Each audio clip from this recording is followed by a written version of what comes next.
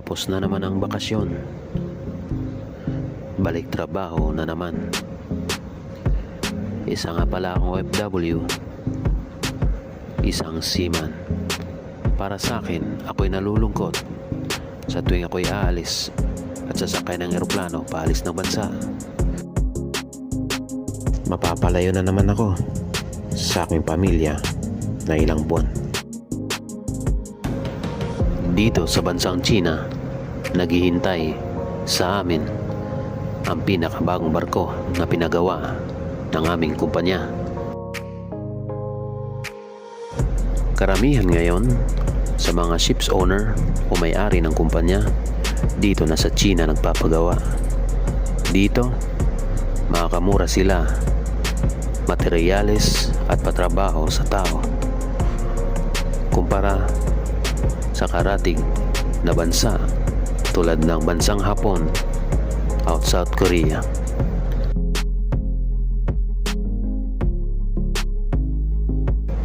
Gabi na kami nakarating.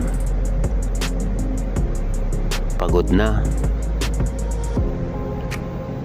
gutom pa.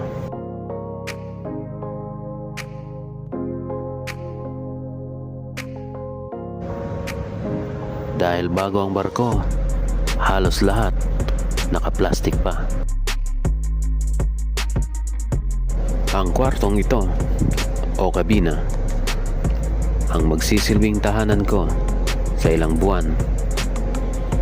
Lahat bago. Pagkagising, naligo, kumain at nagpa-meeting si Kapitan sa bridge. Nagbigay ng mensahe at tagubilin para ipamilyar ang bawat sulok ng barko bago magsimula magtrabaho.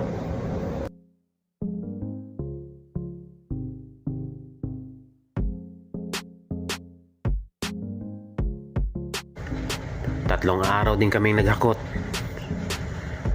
ng mga materyales, gamit at pagkain para i-imbak sa mga parating namin na biyahe ng ilang buwan.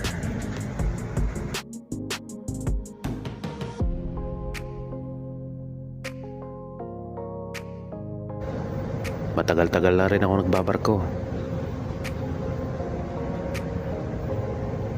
Sa pagkakataong ito ang kauna-unahan sa aking karera, makasakay sa pinakabagong barko.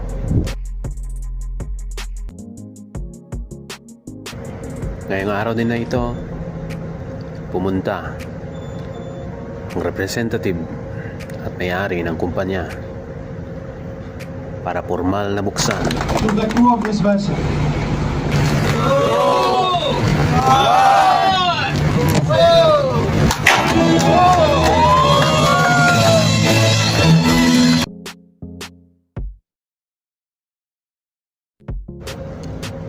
at ngayong araw ang pinakahihintay ng lahat, ang araw ng paglalayag. Light contact, propeller clear. Propeller clear.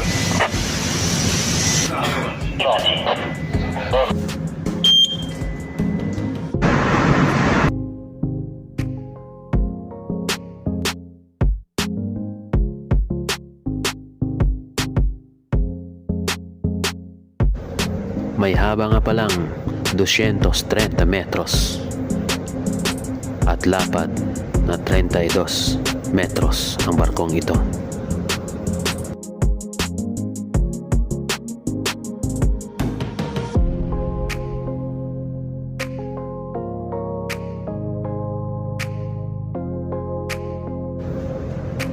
Bago pa man natapos ang araw,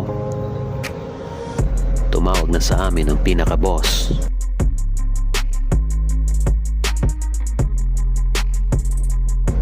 Dalhin daw namin ang barko kung saan kilala ang mga Pilipinong seaman.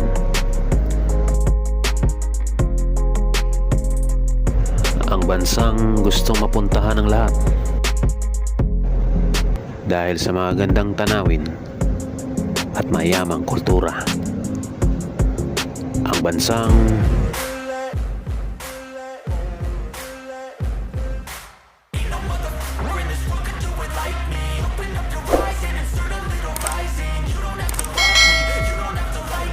samahan niyo kami sa aming paglalakbay.